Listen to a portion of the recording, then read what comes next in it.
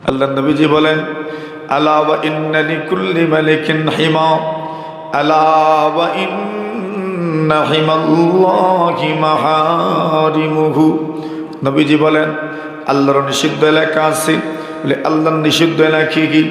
বাদশার নিষিদ্ধ এলাকায় প্রবেশাধিকার যেখানে মামনু, যেখানে নিষিদ্ধ ঢুকতে পারবেন না, ওই এলাকায় ঢুকলে যেমন শাস্তির সম্মুখীন হতে হয়, আল্লাহ রসুল বলেন আল্লাহর নিষিদ্ধ এলাকায় যদি আপনি ঢুকেন, যদি আপনি মুখ দেন, যদি উকিঝুঁকি করেন, যদি একটু ভুলকে দেন, আল্লাহ রসুল বলেন আল্লাহ তাকে শাস্তি দিবেন। এবার আল্লাহর নিষিদ্ধ এলাকাটা কোন জায়গা? নবীজি বলেন, আলা ওয়া ইন্না হিমাল্লাহি মাহারিমুহু। আল্লাহ রসুল বলেন আল্লাহর নিষিদ্ধ অঞ্চলটা হচ্ছে, আল্লাহ যত বিষয়কে হারাম করেছেন এগুলোই নিষিদ্ধ অঞ্চল। ঢুকতে পারবেন না, হারাম করতে পারবেন না, যাইতে পারবেন না, হারামে পতিত হতে পারবেন না। যদি পতিত হয়ে যান তবে শাস্তির সম্মুখীন হবেন। আর হারামে পতিত হওয়ার মাধ্যমটাই হচ্ছে সন্দেহযুক্ত বিষয়, ওগুলোতে পতিত হয়ে যাওয়া। আল্লাহ রসুল বলেন মানুষের দিলের অবস্থাটা কেমন? মানুষের হাত পা, এটার তো কোনো শক্তি নাই। হাত পা নিয়ন্ত্রণ করে মানুষের মন। কোনটায়? কোনটায় নিয়ন্ত্রণ করে? মনে নিয়ন্ত্রণ করে। কাউকে জিজ্ঞেস কেন আসছেন? বলে মন চাইছে। কে চাইছে? মন চাইছে। বাজারে কেন? বলে মন চাইছে। ওয়াজে কেন আসছেন? বলে মন চাইছে। মনেই চালায়, মন যেদিকে নিয়ে যায় এদিকেই মানুষ যায়। এবার নবীজি বলেন, আলা ওয়া ইন্না ফিল জাসাদি লামুদগা ইযা সালুহাত সালুহাল জাসাদু কুল্লুহু ওয়া ইযা ফাসাদাত ফাসাদাল জাসাদু কুল্লুহু। নবীজি বলেন শুনে রাখো, প্রত্যেকটা মানুষের শরীরে গোশতের একটা টুকরা আছে। ওই গোশতের টুকরা যদি সংশোধিত হয়ে যায়, পরিশোধিত হয়ে যায়, পরিমার্জিত হয়ে যায়, ওই গোশতের টুকরা যদি সুন্দর হয়ে যায়, সংশোধিত হয়ে যায়, আল্লাহ রসুল বলেন পুরোটা বডি ঠিক। কিন্তু ওই গোশতের টুকরার মধ্যে যদি ভেজাল ঢুকে যায়, পুরাটা বডির মধ্যেই কিন্তু ভেজাল ঢুকে যাবে। রাজধানী ঠিক, পুরা দেশ ঠিক, রাজধানীতে গন্ডগোল, পুরা দেশেই গন্ডগোল। আল্লাহ নবী বলেন, আল্লাহ ইন্না ফিল জাসাদি লামুদগা, মানুষের শরীরে একটা কলব আছে, দিল আছে। ওই দিলটাই মানুষের শরীরের রাজধানী। ইদা সালুহাত সালুহাল জাসাদু কুল্লুহু ওয়া ইদা ফাসাদাত ফাসাদাল জাসাদু কুল্লুহু আলা ওয়া হিয়াল কলব। আল্লাহ নবী বলেন ওই গোশতের টুকরার নাম হইল দিল। ওই গোশতের টুকরার নাম হইল দিল। এখন দিল যদি নষ্ট হয়ে যায় তবে সব নষ্ট। মাথুন না আপনারা, ঠিক না বেঠি? দেখুন না, আমরা সমাজে তো মানুষের প্রশংসা করে আর কয় সব ঠিক আছে রে বা, তার দিল বালা না। মাথুন না, কিতাব বালা না, ওই দিছে একবারে জ্বালাই দিছে সব প্রশংসা। আর অন্যের প্রশংসা করে আর বলে আচ্ছা রে বো, কিছু বলার দরকার নাই, এই লোকটার মন ভালো, দিল ভালো। ওই প্রশংসা করছে, এক প্রশংসাতেই সব নিন্দা উড়ে গেছে। কি ভালো? কি ভালো? দিল ভালো।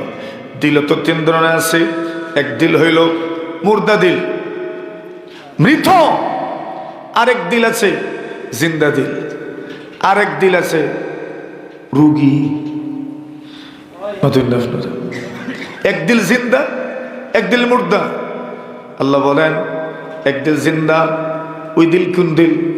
আল্লাহ রাব্বুল আলামিন বলেন, ওয়ালাকাদ যারানা লিজাহান্নামা কাসীরাম মিনাল জিন্নি ওয়াল ইনস লাহুম কুলুবুন লা ইয়াফকাহুনা বিহা। এমন দিল যে দিল কিছুই বুঝে না। আছে না এমন দিল? ওইটা মুর্দা। মুর্দা কেমনে হলো? হারাম করতে করতে, হারামে যাইতে যাইতে এবার দিলটাই মুর্দা হয়ে গেছে। নবীজি বলেন,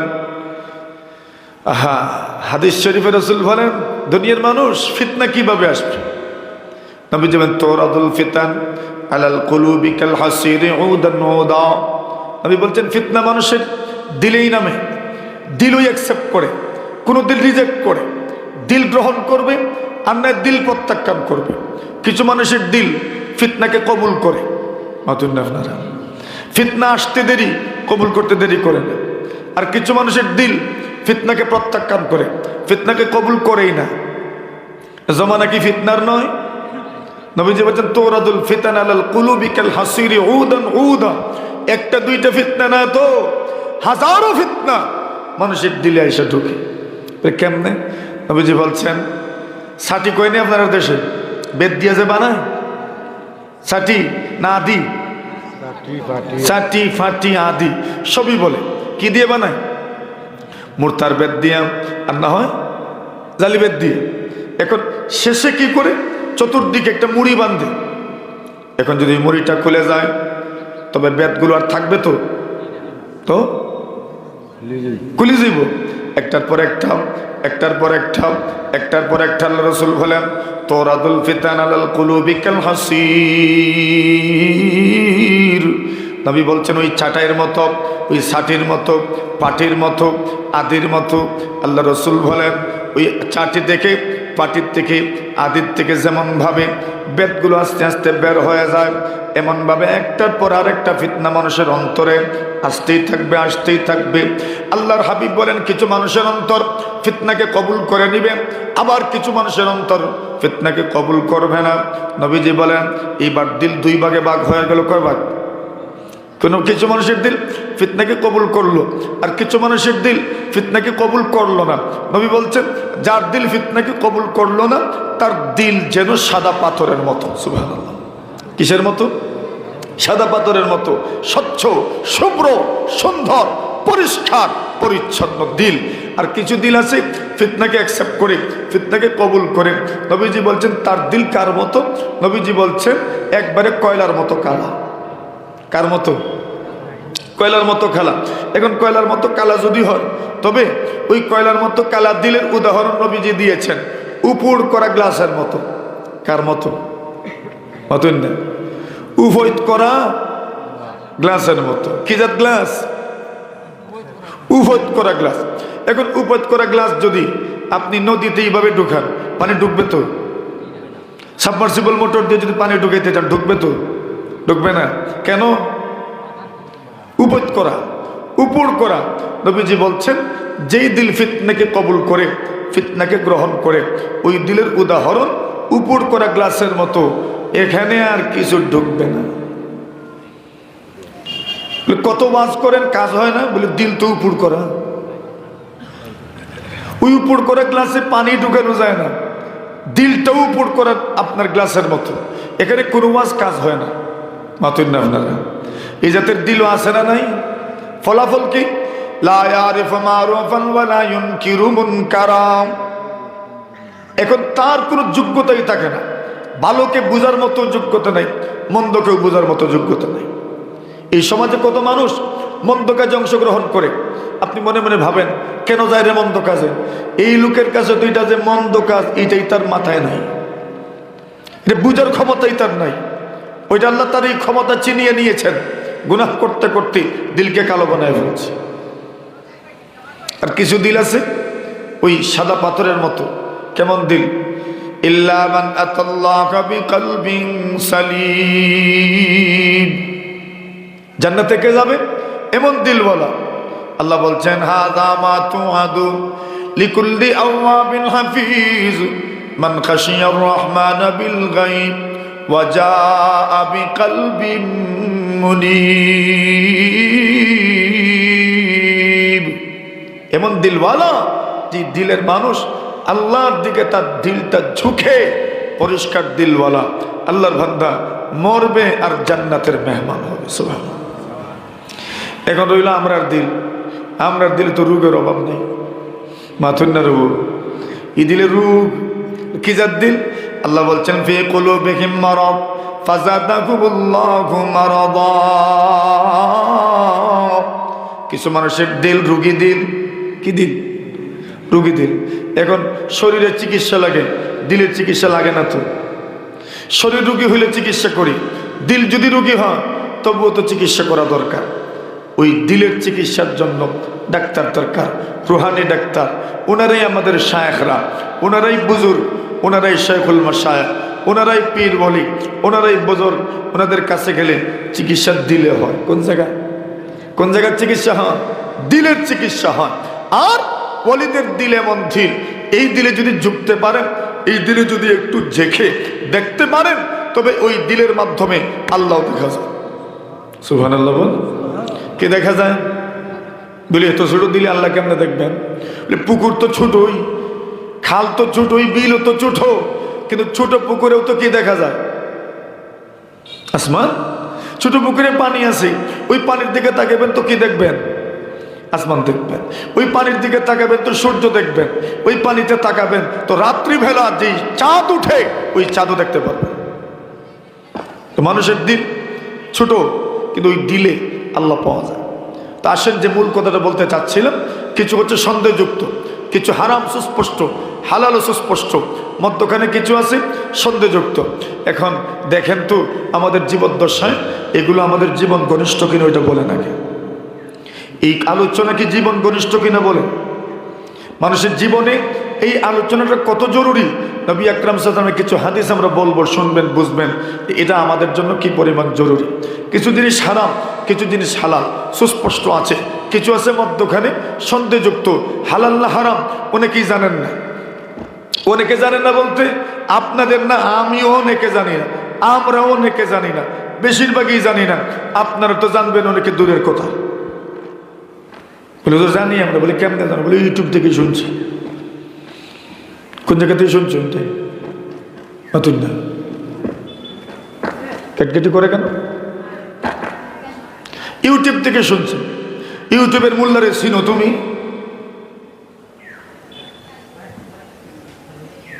চিনো না তো? ওয়াজ মাহফিলে আয় না, বলে হুজুর ক্যারের দাওয়াত দিয়েছেন, এটা চিনি না। ফতোয়া দেখি ইউটিউব থেকে আনো, চিনো রে? তার আকীদা জানো? তার মতাদর্শ সম্পর্কে জানা আছে? বিপদে পড়লে, পেস লাগলে খুঁজে পাইবেন তো। তো আহা, কোন দিকে যাচ্ছি যে আমরা? ওবাইনাকুমা মুস্তাবিহাত, কিছু আছে সন্দেহযুক্ত, ওইদিকে যাবো না আমি আর। কিছু আছে সন্দেহযুক্ত, কিছু হারাম সুস্পষ্ট, কিছু হালাল সুস্পষ্ট। এই দুইটার মধ্যখানে সন্দেহযুক্ত বিষয় আছে। এখন সন্দেহযুক্ত বিষয়গুলো যদি করেন তো কি হবে পরিণতি সেটা বুঝলাম, হারাম করলে কি হবে পরিণতি সেটা আমাদের বোঝার দরকার। হালালে যদি অভ্যস্ত হই তবে কি পরিণতি হবে সেটা বোঝার দরকার। তো প্রথমে কোনটা কইতাম, হারাম না হালাল? হালালই কইতাম। হুজুর কইছেন হালাল কইতাম, এটাই শুরু করি। নবী আকরাম সাল্লাল্লাহু আলাইহি ওয়াসাল্লাম বলেন, মান আকালাল হালালা 40 ইয়াওমা নব্বারাল্লাহু কলবা ওয়া আজরা ইয়ানাবিআল হিকমাতি মিন কলবিহি আলা লিসানি। আল্লাহ রাসূল বলেন, কেউ যদি হালাল খায় তাও একবারে পুরো 40 দিন খুব খেয়াল করে হালালে অভ্যস্ত হতে লাগলো, হারামের দ্বার ধারে না, হারামের দ্বারে কাছেও যায় না। কত মানুষ এমন আছে হালাল হারাম বাচ্চা চলে, আল্লাহর কিছু বান্দাবান্দি আছেন হালাল না হারাম ওটা চিন্তা করে। আল্লাহর নবী বলেন, মান আকালাল হালাল 40 ইয়াওমা, দুনিয়ার কোনো মানুষ, দুনিয়ার কোনো পুরুষ নারী যদি হালালে অভ্যস্ত হয়ে যায়, কমপক্ষে 40টা দিন পর্যন্ত যদি হালালে অভ্যস্ত হয়ে যেতে পারে, নবীজি বলেন নব্বারাল্লাহু কলবাহু, আল্লাহ তার অন্তরটাকে আলোকিত অন্তর বানায়া দিবেন। অন্তর আলোকিত, অন্তর যদি আলোকিত হয়ে যায় আর কি লাগে? ওয়া আজরা ইয়ানাবিআল হিকমাতি মিন কলবিহি আলা লিসানি। আল্লাহ নবীজি বলেন, ওই লোকটা যদি হালালে অভ্যস্ত হয়ে যেতে পারেন, আল্লাহ পরওয়ারদিগারে আলম অন্তরটাকে তো আলোকিত বানায় দিলেন। এইবার অন্তর আলোকিত হওয়ার কারণে জবান থেকে শুধু ইলম মারিফতের কথা বের হবে, জ্ঞান গরিমার কথা বের হবে। তার জবানের মাধ্যমে কাউকে কষ্ট দিবে না, জবানের মাধ্যমে মানুষের বিষয়গুলো সমাধান করতে পারবে, মানুষ উপকৃত হবে, কেউ কষ্ট পাবে না, জবানের মাধ্যমে কেউ আক্রান্ত হবে না। কেন? অন্তর পরিষ্কার। অন্তর পরিষ্কার হওয়ার কারণে অন্তরিত সব কিছুর মূল উৎসব। এবার জবানটার উৎস হলো অন্তর। এবার জবানটার অন্তর যেহেতু অন্তর যেহেতু জবানের উৎস যদি পরিচ্ছন্ন হয় তবে জবান থেকে যা বের হবে তাও হবে মানুষের ফায়দার জন্য, কল্যাণের জন্য, ঠিক কিনা? অন্তর ভালো। আর অন্তর যদি ভালো না থাকে, পরামর্শটা দিলে তেড়া পরামর্শ দেয়, নতুন না। কেন? দিল ভালো না আছে, এই জন্য বাঁকা পরামর্শ দেয়। আল মুস্তাশার মুতামান, নবী বলছেন একজন মানুষের কাছে পরামর্শ চাওয়া হইল, সঠিক পরামর্শ দেওয়া এটাও তো আমানতদারি। অন্তর ভালো যদি হয় না, বিয়েই করতে দিত না আপনারা। অন্তর যদি ভালো না হয়, মেয়ে বিয়ে দিতে দিত না। দূর থেকে কেউ আসবে আপনার মেয়ের খোঁজ খবর নেওয়ার জন্য, আমার আগেই কই লিব মাতুন না আপনারা। এটা নাই মনে হয় আছে, বিয়ে করতে দিত না। কেন? অন্তর ভালো না। কিন্তু যদি অন্তর ভালো হয়, ও আজরা ইয়া নাবিয়াল হিকমাতি মিন কলবিহি আলা লিসানি, পরামর্শ দেওয়ার ক্ষেত্রে সঠিক পরামর্শ তার জবান থেকে বের হবে। কাউকে সুন্দর পরামর্শ দিবে, খারাপ পরামর্শ দিবে না। কারো গুণ স্বীকার করবে, কারো গুণ স্বীকার করবে, কারো কৃতিত্বের স্বীকারোক্তি দিবে, কারো ক্রেডিট দিবে, এমন নয় সংকীর্ণ মনে হবে যদি হালাল খায়। 2 নম্বর। 3 নম্বর, যদি আচ্ছা এখানে ছোট্ট একটা ঘটনা আপনাদেরকে শুনে কষ্ট দিয়েছে আপনারা। ওয়াজ তো তিতা ওয়াজ, যে কষ্ট নিয়েন না, এই তিতা ওয়াজই দরকার এই সমাজের জন্য। আমাদের সমাজ ব্যবস্থা পরিবর্তন হয়ে, আমাদের বুজুর্গরা তো একটা সময় খাটাইছেন আলহামদুলিল্লাহ। এখন মানুষ হারামে এমনভাবে ঝুঁকছে, হালাল থেকে দূরে যাচ্ছে আস্তে আস্তে। ইমাম আহমদ বিন হাম্বল নাম তো শুনছেন না? এক মযহবের ইমাম, হাম্বলি মযহবের ইমাম, মুহাদ্দিস, মুফতি, মুফাসসির আহমদ বিন হাম্বল রাহিমাহুল্লাহ তাআলা ইয়াহইয়া ইবনে মাইনকে প্রশ্ন করেছেন বাকি ইবনে মাখলাদ যে ইমাম আহমদ সম্পর্কে আপনার রায় কি? বলছেন ইমাম আহমদ ইমামুল মুসলিমিন, সমস্ত মুসলমানদের ইমাম। সুবহানাল্লাহ। বড় আলেম, বড় মুফতি, বড় মুহাদ্দিস, বড় ফকিহ। হাদিসের কিতাব লিখেছেন মুসনাদুল ইমাম আহমদ বিন হাম্বল। সুবহানাল্লাহ। বল আরো জোরে, আরো জোরে, আরো জোরে। আর এখন যারা বলে মযহব বানিও না, হাদিস পড়তে নি পারে। আর যারা মযহব বানায় গেছেন এরা হাদিসের কিতাব লিখছেন। মুসনাদুল ইমাম আহমদ বিন হাম্বল। ইমাম মালিক রাহিমাহুল্লাহ তাআলা হাদিসের কিতাব লিখছেন আল মুত্তালিল ইমাম মালিক। আপনাদের মাদ্রাসাগুলো তো বিয়ানীবাজারে তো কত দাওরা মাদ্রাসা আছে, ওখানে পড়া হয় আল মুত্তালিল ইমাম মালিক। মুসনাদ আহমদ তো বড়, পরে শেষ করা যায় না। ওনারা কিতাব লিখছেন। ইমাম আহমদ বিন হাম্বল ইমাম শাফি রহমাতুল্লাহ আলাইহির ছাত্র। উস্তাদ একদিন ছাত্ররা দাওয়াত দিয়েছেন বাড়িতে। এখন যারা উস্তাদের করে দাওয়াত খাইছেন এটা তো জানোই নই, সবচেয়ে মজার দাওয়াত কোন জায়গায়? মতন না, উস্তাদের করে দাওয়াত। এর চাইতে মজার কোনো দাওয়াতই নেই। সবচেয়ে মজার খানা উস্তাদের করে দাওয়াত দিয়া যদি উস্তাদ নিয়ে খাওয়ান, এইটার যেতে মজার লাগে না। এত আনন্দের, এত মহব্বতের, এত ভালোবাসার, এত আন্তরিকতার, এত স্নেহমমতাপূর্ণ দাওয়াত আর কোথাও নাই। উস্তাদের করে দাওয়াত। ইমাম আহমদ বিন হাম্বল গেছেন দাওয়াতে। ইমাম শাফি রহমতুল্লাহ আলাইহির মেয়েরা আছে, এদেরকে বলছেন শোনো আমার একটা ছাত্র আসবে, সবচেয়ে ভালো ছাত্র, আখলাক, আমল, ওয়ারা, তাকওয়া সব আছে, এমন কি আছে যা তার মধ্যে নেই? সবই তার মধ্যে আছে। মেয়েরাও তো মাশাআল্লাহ বড় প্রস্তুত যে এত বড় একজন মেহমান আসবেন, মেহমানদারি করাইবেন। আহমদ বিন হাম্বল বাড়িতে গেছেন, যাওয়ার পরে রাতের খাবার পরিবেশন করা হচ্ছে। ইমাম আহমদ তো একাই মানুষ, তো একজন মেহমান হইলে মানুষ কি একজনের খাবার দেয়? কমপক্ষে 4-5 জনের খাবার দেয়। এখন যা দিয়েছেন ইমাম আহমদ বিন হাম্বল বুঝি সব খাইয়া শেষ করে দিচ্ছেন। সুবহানাল্লাহ কইতেন না? কেমনে কইবা সুবহানাল্লাহ? হুজুরা বেশি খাইলেও তো আপনার সমস্যা। খুব ইমাম আহমদ বিন হাম্বল রহমাতুল্লাহ আলাইহি সব খাইছেন। মেয়েরা মনে মনে ভাবে আব্বা কত প্রশংসা করলেন, কত ভালো ছাত্র, কত আমলওয়ালা ছাত্র, কত ভালো ছাত্র। কিন্তু খানির অবস্থায় তো বোঝা যায় যে কিচ্ছুই নাই। নবী আলাইহিস সালাতু ওয়াসালাম বলেন লা তুসাহিবিল্লা মুমিনান ওয়ালা ইয়াকুল তাআমাকা ইল্লা তাকিয়ুন। নবী বলছেন মুমিন ছাড়া কাউকে বন্ধু বানায় না, মুমিন ছাড়া কাউকে বন্ধু বানায় না। সুবহানাল্লাহ বলেন। বুঝেন আপনি নবী কি বলছেন এখানে?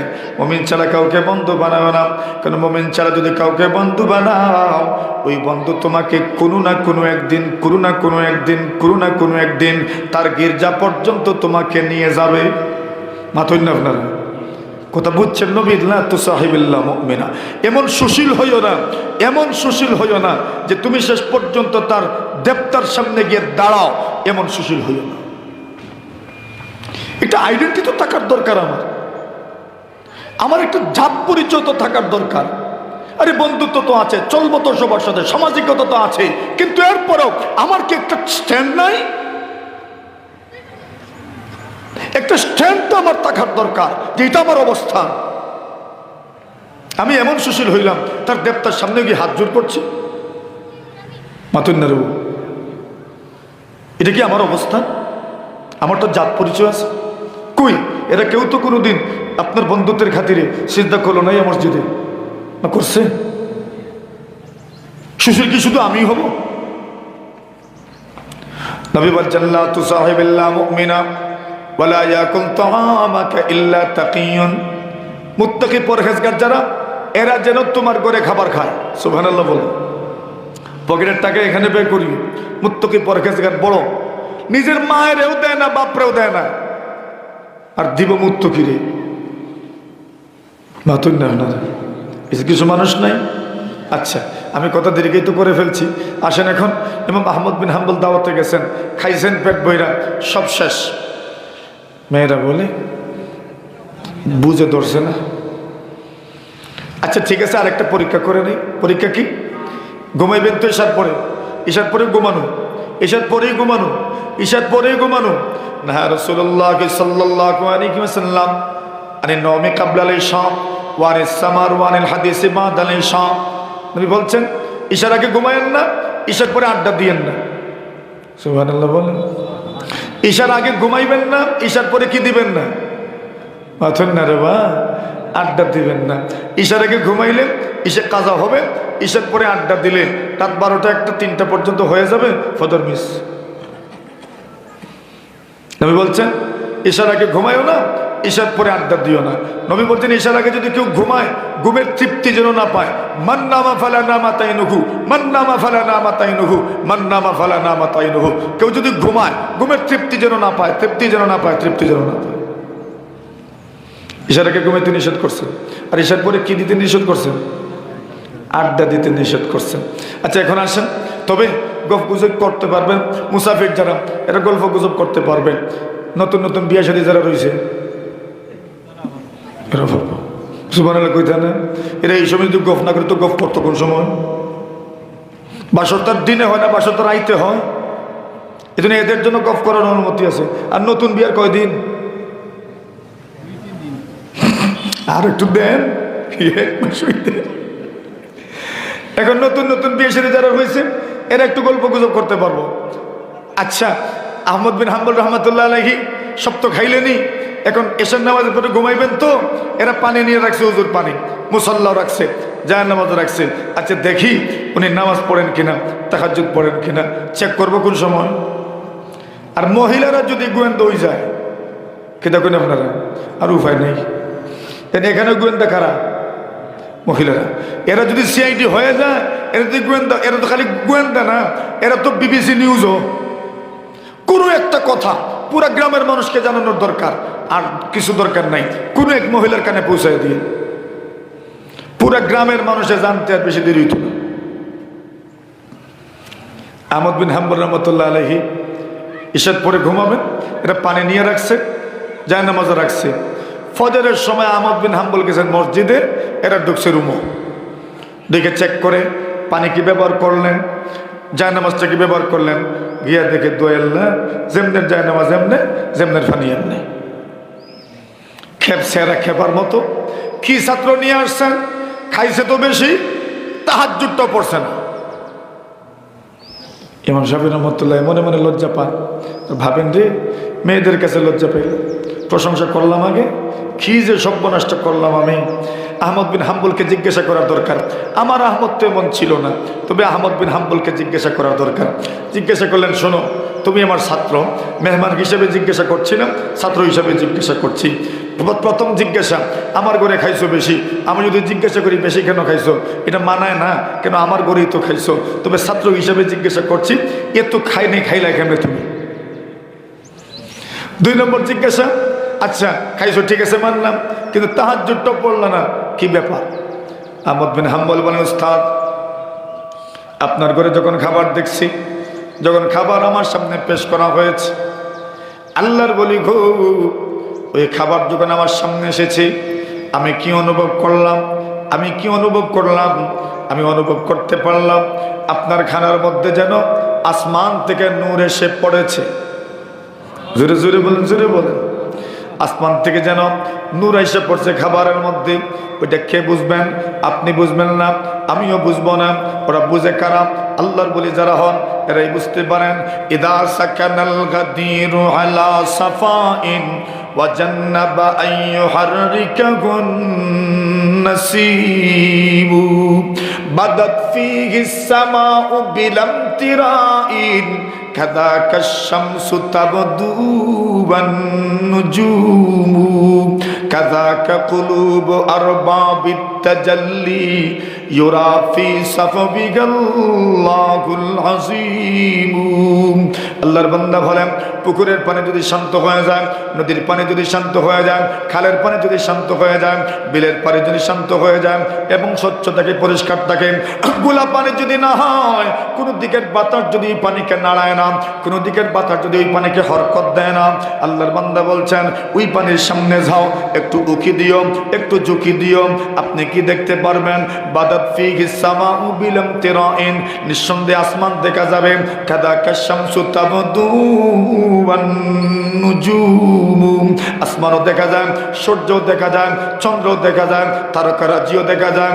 কাযাকা কুলুবু আরবাবিত তাজাল্লি, যারা আল্লাহওয়ালা, যারা সুফি মিজাজের মানুষ, এদের দিলটাও এমন, এদের দিলটাও এমন, এদের দিলের মধ্যে যদি ঢুকতে পারো তবে আপনি আল্লাহকেও দেখতে পারবা। সুবহানাল্লাহ। দিল তো পরিষ্কার। বলছেন নূরের নূর ছিল খানার মধ্যে, এজন্য খাইছি, সব খাইছি, কষ্ট হইছে আমার, এরপরেও খাইছি। মজার ব্যাপার হইল আরো দিলে আরো খাইলাম না। কেন? বরকত যে, নূর যে, আমি চেষ্টা করেছি ওই নুরানি খানা, হালাল খানা আমার যেন পেটের ভিতরে যায়, আমার শরীরে যেন নূর হালাল খানার প্রভাবে যেন আমার শরীরের গোশত বাড়ে। সুবহানাল্লাহ। এর প্রভাব কি? এর প্রভাব হইল ফরজে তাহাজ্জুদ পড়ছি না। কেমনে? সারা রাত আমি সজাগ ছিলাম। সুবহানাল্লাহ বলেন। উযু পড়লাম না, কেন পড়লাম না? আর তাহাজ্জুদ পড়লাম দেখো, সারা রাত আমি সজাগ ছিলাম। কোরআন সুন্নাহ গবেষণা করতে করতে করতে হাজারের মতো মাসআলা আমি আবিষ্কার করেছি। সারা রাত এভাবেই ছিল। আহমদ বিন হাম্বলকে একজন প্রশ্ন করছিল, আপনি বুঝি রাত্রে ঘুমান না? আহমদ বিন হাম্বল বলেন, সারা রাত ঘুমাই না, সব রাত্রে ঘুমাই নাই এমন না, তো মাঝে মাঝে অনেক রাত্রে আমি ঘুমাই না। কেন ঘুমান না? উনি বলে, কেমনে ঘুমাই? আল উলামা উমানাউল্লাহি আলা খালকি, উলামায়ে কেরাম উম্মতের সবার জন্য সবচেয়ে নির্ভরযোগ্য, সবচেয়ে বিশ্বস্ত, ওনাদের চেয়ে নির্ভরযোগ্য বিশ্বস্ত আমানতদার আর কেউ নাই। না আছে? মাতুন না রে বা, একটু প্রশংসা করিলেন উলামায়ে কেরাম। সবচেয়ে বিশ্বস্ত কারা? কেমনে কেমনে কেমনে? এই দুনিয়াতে সবাই টাইম মিস করে, কিন্তু টাইম মিস করে না একমাত্র মুয়াজ্জিনে। মাতুন না? কোন মানুষের টাইম মিস করে না? টাইম মিস হয় না কার? মুয়াজ্জিনের আর ইমামের। হইছে কোনোদিন মিস? ইমাম মুয়াজ্জিনের টাইম মিস হয় না, বিমানের টাইম মিস করে। ইমাম মুয়াজ্জিনের টাইম মিস হয় না। জোরের আজান কয়টা? ঠিক এইটাই আজান দেয়। আসরের আজান কয়টা? ঠিক এইটাই দেয়। মাগরিব কয়টা? ঠিক এইটাই। এশা কয়টা? ঠিক এইটাই। মিস হয় না। বলেন এর চাইতে আমানতদার আর কে? এই জন্য নবী বলেন, আল ইমামু দামিন ওয়াল মুয়াজ্জিনু মু'তামান। ইমাম নামাজের জামিনদার আর মুয়াজ্জিন সবচেয়ে বড় নির্ভরযোগ্য মানুষ। সুবহানাল্লাহ বলেন। এজন্য কিয়ামতের দিন এদের জন্য স্পেশাল মর্যাদা আছে। সালাসাতুন আলা কুসবানিল মিসকি ইয়াউমাল কিয়ামা, তিন ধরনের মানুষকে আল্লাহ তাআলা মিশকের টিলার উপর দাঁড় করায় রাখবেন কিয়ামতের দিন। মিশকের টিলার উপর থাকবেন। আপনাদেরও তো বাড়ি টিলার উপরে আছে। কিয়ামতের দিন ওই মানুষগুলো মিশকের টিলার উপর থাকবেন। এক নম্বর, মান আম্মা কওমান ওয়া হুম বিহি রাদুন, এমন ইমাম যিনি ইমামত করেছেন, সবাই সন্তুষ্ট ছিল। ইমামতের ব্যাপারে ব্যক্তিগত সমস্যা থাকতে পারে অনেকের সাথে, ইমামতের ব্যাপারে কোনো প্রশ্ন ছিল না। এই ইমামকে আল্লাহ তাআলা কিয়ামতের দিন মিশকে আম্বরের টিলার উপর রাখবেন সম্মানার্থে। ইমাম আহমদ বিন হাম্বল বলেন, আমি ঘুমাই না যে এমন না, ঘুমাই, মাঝে মাঝে ঘুমাই না। কেন? বলে মাসআলা বের করার জন্য। সুবহানাল্লাহ বলে। এই দুনিয়াতে কত প্রবাসী আছে, এরা ঘুমায় থাকে, কাজ করে, এক মনে কাজ করে, তার টেনশন নাই, ওদের মাসআলা ওনারও দরকার, কিন্তু কোনোদিন কিতাব ঘাটাঘাটি করেন নাই। কেন? বলি অসুবিধা নাই রে, আমার কিতাব ঘাটাঘাটি করে লাগতো না, মাসআলার সমস্যায় পড়লেই ছোট দিয়ে ছেড়ে ফোন দিব না। মাতুন না আপনারা? আর নাই মুফতি সাহেবরে ফোন দিব, মুরাদগঞ্জ মাদ্রাসায় ফোন দিব, আর নাই কামিলে ফোন দিব, আর নাই ইমাম সাহেবরে ফোন দিব। এইটাই তো আমার ধারণা। কুরবানির সময় মাসআলার সমস্যা পড়ছেন, কয়জনে কুরবানির মাসআলার কিতাব পড়ছেন? পড়েন নাই। কেন? হুজুরে জিগাই মনে, এখন হুজুরে জানতো কই? হুজুর তো কিতাব কাটাকাটি করা লাগবো। কত মানুষ চাকরিজীবী, কত মানুষ ব্যবসায়ী, কিতাব কাটাকাটি করেন না, দরকার নাই। কেন? ভরসা করেন উলামায়ে কেরামের উপর, ওনারা আছেন তো, জিজ্ঞাসা করব, জিজ্ঞাসা করতে দেরি, ফতোয়া পাইতে দেরি হয় না। আহমদ বিন হাম্বল বলেন, এত সব লোক নিশ্চিন্তে ঘুমায়, কেমনে ঘুমায়? আমাদের উপর ভরসা করে ঘুমায়। কেন?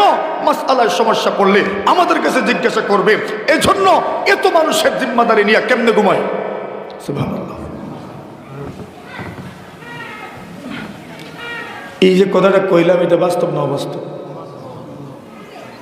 এত সব মানুষের জিম্মাদারি। আপনারা ফোন দেন, টাস করে হুজুর অপর পাশ থেকে ফতোয়া দিয়ে দেন, আপনি বলেন ঠিক আছে আলহামদুলিল্লাহ। আপনি এই ক্ষেত্রে ভরসা করেন। বলুন, এই উম্মতের সবচেয়ে নির্ভরযোগ্য কারা? উলামায়ে কেরাম। এজন্যই আল্লাহ তাআলা উলামায়ে কেরামদেরকে আল্লাহ ছাড়া কোনো মাবুদ নাই, এই ব্যাপারে আল্লাহ তাআলা নিজে সাক্ষী, ফেরেশতা সাক্ষী, উলামায়ে কেরাম সাক্ষী। আল্লাহ যুক্ত করেছে, শাহিদাল্লাহু আন্নাহু লা ইলাহা ইল্লাহু ওয়াল মালাইকাতু ওয়া উলুল ইলমি কাইমান বিল কিসত। আল্লাহ সাক্ষী দিচ্ছেন আল্লাহ ছাড়া কোনো মাবুদ নাই। ফেরেশতারাও সাক্ষী দিচ্ছেন আল্লাহ ছাড়া কোনো মাবুদ নাই। উলামায়ে কেরামও সাক্ষী দেন আল্লাহ ছাড়া কোনো মাবুদ নাই। আল্লাহু আকবার বলেন। ইমাম কুরতুবী বলেন, আর কোন ফজিলত দরকার? আহমদ বিন হাম্বল বলেন, আমি প্রায় 1000-এর মতো মাসআলা বাইর করছি। এটা হালালের প্রভাব, হালালের 3 নম্বর প্রভাব। আব্দুল্লাহ ইবনে আব্বাস বলেন, তুলিয়াত হাদিহিল আয়াতু ইনদা রাসূলিল্লাহি সাল্লাল্লাহু আলাইহি ওয়াসাল্লাম, ইয়া আইয়ুহাল্লাযীনা আমানু কুলু মিম্মা ফিল আরদি হালালান তাইয়্যিবা। আল্লাহ রাব্বুল ইয়া আইয়ুহান নাস, আল্লাহ রাব্বুল আলামিন বলেন, আরে লোক সকল, আল্লাহর জমিন থেকে যত হালাল জিনিস উৎপাদিত হয় এটা তোমরা খাও। এই কথা রাসূল তিলাওয়াত করছেন। ওই সময় নবী সাহাবীদের মধ্য থেকে একজন সাদ ইবনে আবি ওয়াক্কাস, আহাদুম মিনাল আশরাতিল মুবাশশারা, জান্নাতি 10 জন সাহাবী যাদের ব্যাপারে পয়গম্বর দুনিয়া থাকতে জান্নাতের সুসংবাদ দিয়েছেন, এদের মধ্যে একজন সাদ ইবনে আবি ওয়াক্কাস। ফাকামা সাদ ইবনে আবি ওয়াক্কাস, আল্লাহর নবীর সাহাবী সাদ ইবনে আবি ওয়াক্কাস দাঁড়ায় গেলেন, আর দাঁড়ায় প্রশ্ন করলেন, ইয়া রাসূলুল্লাহ, আল্লাহর নবী গো, আপনি আমার জন্য দোয়া করেন, উদুল্লাহ আলাইহি আইয়াজালানি মুস্তাজাবাদ দাওয়াত। আপনি আল্লাহর কাছে দোয়া করেন আল্লাহ যেন আমাকে মুস্তাজাবুদ দাওয়া বানায় দেন, মানে দোয়া করলেই যেন আল্লাহ দোয়া কবুল করে নেন, এমন পজিশনে যেন আমি পৌঁছে যাই, এমন পর্যায়ে যেন আমি পৌঁছে যাই, দোয়া করলেই যেন দোয়া কবুল হয়ে যায়। আল্লাহ যেন আমাকে এই পর্যায়ে নিয়ে যান। আল্লাহ রাসূল বলেন, সাদ, আমি তোমার জন্য দোয়া করলাম আর তুমি এই পজিশনে পৌঁছে গেলে, এটার মধ্যে তোমার তো কোনো কৃতিত্ব নাই, আবার এর মাধ্যমে আমার উম্মতের অন্য কারো তো কোনো ফায়দা হবে না। এই জন্য আমি রাসূল তোমাকে আমল বলে দিচ্ছি, এই আমলটা আমার সবার সব উম্মতের জন্য, সকল উম্মতের জন্য, কিয়ামত পর্যন্ত আমার যত উম্মত দুনিয়াতে আসবে প্রত্যেকেই যদি এই বিষয়টার উপর গুরুত্ব দিতে পারে, আল্লাহ রাব্বুল আলামিন সকলকে মুস্তাজাবুদ দাওয়া বানায়া দিবেন। দোয়া করবে, দোয়া করতেই দোয়া কবুল হয়ে যাবে। নবীজি বলে, আমি তোমার জন্য দোয়া করব আর তুমি এমন পজিশনে পৌঁছবে, এটাতে তো তোমার কোনো কৃতিত্ব নাই ভাই। তো কি করবেন? আল্লাহ রাসূল বললেন, আতিম্মা তামাক তাকুন মুস্তাজাবাদ দাওয়াত। আল্লাহ রাসূল বলেন, ইরশাদ, তুমি তোমার খাদ্য হালাল বানাও, তুমি তোমার গাজা হালাল বানাও, তুমি তোমার পানীয় হালাল বানাও, তুমি তোমার পোশাক হালাল বানাও, পরিধেয় হালাল বানাও, তোমার শরীরের গোশত যেন হালালের মাধ্যমে বাড়ে। আল্লাহ রাসূল সাল্লাল্লাহু আলাইহি ওয়াসাল্লাম বলেন, কোন মানুষ যদি হালাল খাইতে পারে, কোন মানুষ যদি হালাল খাইতে পারে, কোন মানুষ যদি হালাল খাইতে পারে, নবী বলেন যত দোয়া করবা প্রত্যেকটা দোয়া আল্লাহ কবুল করে নেবেন। খাদ্য হালাল, এজন্যই সমস্ত নবীদেরকে আল্লাহ তাআলা হুকুম করেছেন, ইয়া আইয়ুহার রাসূল কুলু মিনাত তাইয়্যিবাতি ওয়া আমালু সালিহান। সমস্ত নবী রাসূলকে আল্লাহ হুকুম করেন, ইয়া আইয়ুহার রাসূল, হে রাসূল গণ, কুলু মিনাত তাইয়্যিবাত, হালাল খাও, হালাল খাও, হালাল খাও, ওয়া আমালু সালিহান, এরপর নেক আমল করো। উলামায়ে কেরাম বলেন, আকলুল হালাল শারতুল লিকাবুলিল আমাল। এই আয়াতে বোঝা যায় হালাল খাওয়া নেক আমল কবুল হওয়ার পূর্ব শর্ত। হালাল না খেলে আমলই কবুল হবে না।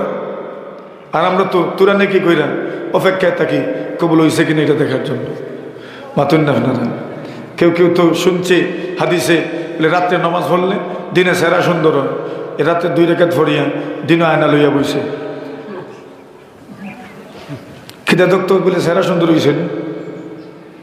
আমরা তো এই পর্যায়ের মানুষ, নগদ নগদ লাভ নগদই দেখতেছে। তো বলছেন যদি তুমি হালাল খাইতে পারো তোমার আমল কবুল হয়ে যাবে। এখন আল্লাহ রাসূল বলছেন হালাল খাইবেন, তো লাভটা কি? লাভটা হইল হালালের মাধ্যমে আল্লাহ তাআলা আপনাকে দোয়া কবুল হওয়ার মতো একটা পজিশন দিবেন। আপনি যেই দোয়া করবেন সেই দোয়া আল্লাহ তাআলা কবুল করে নেবেন। খুশি হয়েছেন না মাথুন না আপনারা? হালাল খেলে কি হয়? দোয়া কবুল হয়। তো দোয়া কবুল হইলেই হইব না জান্নাতে যাওয়া লাগবো? হ্যাঁ, জান্নাতে যাওয়া লাগবে। নবী আকরাম সাল্লাল্লাহু আলাইহি ওয়াসাল্লাম বলেন, মান আকালা তাইয়্যিবা ওয়া আমিলা ফি সুন্নতি ওয়া আমিনান নাস বাওয়াইকাহু। আল্লাহ রাসূল বলেন, কোন মানুষ যদি আমার সুন্নতের উপর আমল করে, তার মাধ্যমে কেউ যদি কষ্ট না পায়, তার মাধ্যমে কেউ যদি আক্রান্ত না হয়, ওয়া আকালা তাইয়্যিবা, আর সে যদি হালাল খাইতে পারে, নবী বলেন আল্লাহর বান্দা মারা যাবে আর আল্লাহ জান্নাতের মেহমান হয়ে যাবে। কি খাইলে? হালাল খাইলে। শুধু হালাল খাইলে না, হালাল সৎকা করলেও। এই দুনিয়ার কিছু মানুষ আছে সৎকা করার সময় ফসাটা সৎকা করে, মতন না আপনারা। আর টাকা দেওয়ার সময় ব্যাংক থেকে আনছে টাকা, এখন আগের যে নোট আছে 500 টাকার নোট, যেটা ওটা বেশিরভাগ ওই ফাটা থাকে, ওই সব ওই নোট বাচ্চা মাদ্রাসাতে নিয়ে দেয়, মতন না আপনারা। বাঁচে বাঁচতে বাঁচতে বাঁচতে যেটা মনে করে এটিএম বুথে নেয় না, সিআরএমে নেয় না, ওইটা না মাদ্রাসা দিল ফারানুট ফাটানুট, বাচ্চা বাচ্চা নেই এটা দে। আল্লাহ ঠেকস কবুল করতে, ইন্নাল্লাহা তাইয়্যিবুন ওয়া লা ইয়াকবালু ইল্লা তাইয়্যিবা। আল্লাহ পবিত্র, পবিত্রতাই কবুল করেন, হালাল কবুল করেন, হারাম কবুল করেন না। কোন হারাম আল্লাহ কবুল করেন না। এজন্য হারাম মালের সদকা করে দিতে হয়, সওয়াবের নিয়ত করা যায় না। কার মাল দিয়ে আপনি সওয়াবের নিয়ত করতেন? তা আপনার না তো।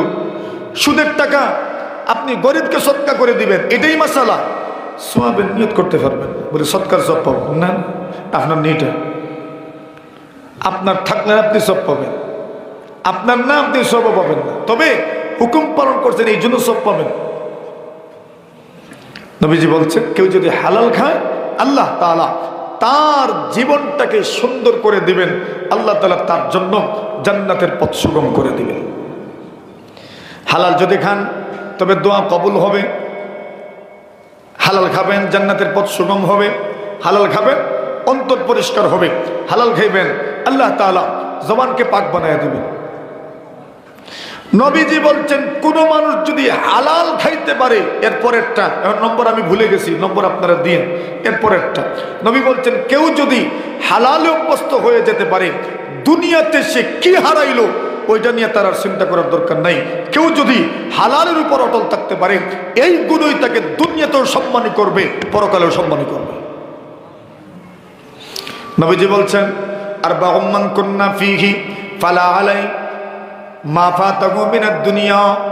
আল্লাহ নবী বলেন চারটা গুণে যদি গুণান্বিত হয়ে যেতে পারো, এই দুনিয়াতে আপনি কি মিস করলেন চিন্তা করার দরকার নাই। আপনি দুনিয়ার জমিনে কি হারাইলেন তা নিয়ে আপনার চিন্তা করার দরকার নাই, ব্যতীত হওয়ার দরকার নাই। এক নম্বর হিফজু আমানা ওয়া সিদকু হাদিস ওয়া হুসনু খালিকা ওয়া ইফাতুন ফি তুমা।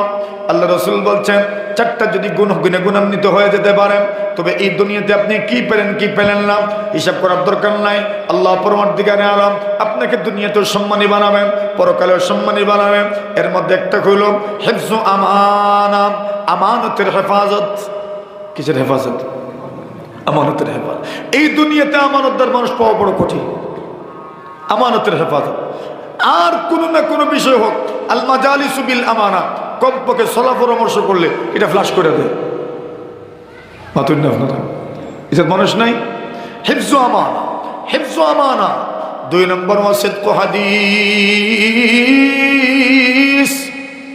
আল্লাহর হাবিব বলেন, যে ব্যক্তি সত্য কথা বলে, ব্যবসার ক্ষেত্রে সত্য কথা, সর্বক্ষেত্রে সত্য কথা।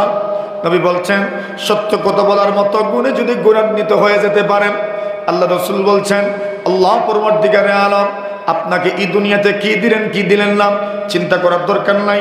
দুনিয়াতেও জয়ী, পরকালেও বিজয়ী। কেন? সততার গুণ আছে আপনার মধ্যে। যার মধ্যে সততা নাই, কিছুই নাই। নবীজি বলছেন আল বাইয়ান ইদা বাইয়ানা ওয়া সাদাকা। নবী বলছেন ক্রেতা বিক্রেতা দুটো পক্ষকে বলছেন, এরা যদি সত্য সত্য বলে এবং দুষ্টুটি থাকলে একদম ক্লিয়ার বলে দেয় আমার পণ্যে এই দোষ আছে, আমার টাকার মধ্যে এই দোষ আছে। নবী বলছেন বুরিকা লাহুমা ফি বাইইহিমা, হালাল তরিকা যে, হালাল পন্থা যে, এজন্য তাদের ব্যবসা বাণিজ্যের মধ্যে আল্লাহ বরকত দিবেন। আর যদি মিথ্যা বলে, মিথ্যার আশ্রয় নেয়, কত মানুষ মিথ্যার আশ্রয় নেয়, নবীজি বলছেন মুহিকাত বারাকাতু বাইইহিমা, ব্যবসার বরকত আল্লাহ তাআলা কমায় দিবেন। শুধু কমাবেন না, আল্লাহ রাসূল বলছেন কিছু মানুষ তো এই দুনিয়াতে আছে হারাম খাইতে কোন তরিকায় খায়, মিথ্যা কথা বলে, মিথ্যা কসম করে। কিছু ব্যবসায়ী আছেন এরা মিথ্যা কসম করে।